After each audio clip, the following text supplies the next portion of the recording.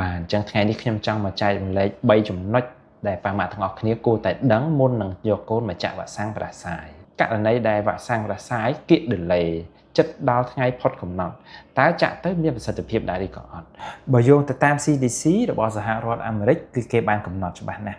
គឺយើងអាចចាក់វ៉ាក់សាំងបានដល់ថ្ងៃចុងក្រោយនៃថ្ងៃផុតកំណត់របស់វ៉ាក់សាំងបើសិនជាវ៉ាក់សាំងនោះមិនបានបញ្ជាក់អំពីថ្ងៃមានតែខែហើយនឹងឆ្នាំ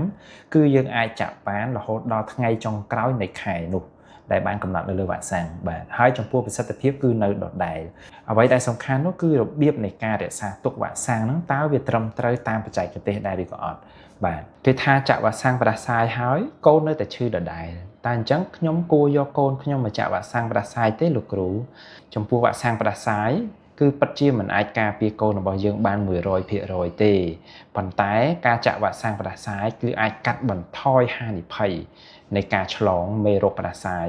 ជាពិសេសប្រភេទមេរោគ Influenza ជាប្រភេទមេរោគផ្ដាសាយកាចហើយការចាក់វ៉ាក់សាំងផ្ដាសាយគឺអាចទប់ស្កាត់ការវិវត្តនៃមេរោគផ្ដាសាយកាចហ្នឹងឲ្យទៅជាជំងឺធ្ងន់បានដូចជាជំងឺរលាកសួតធ្ងន់ធ្ងរជំងឺរលាកត្រចៀកបាទហើយថែមទាំងអាចកាត់បន្ថយរយៈពេលឱកាសនៃការគេងពេទ្យអាចកាត់បន្ថយការប្រើប្រាស់ថ្នាំសាសន៍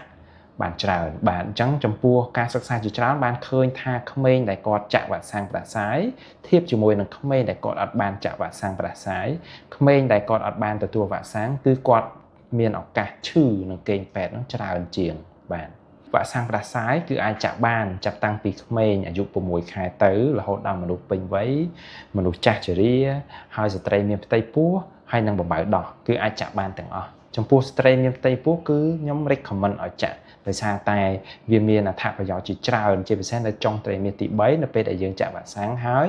គឺមានអង្គតិកអាចឲ្យយើងនឹងការពារដល់កូនរបស់យើងនៅពេលដែលកើតមកបាន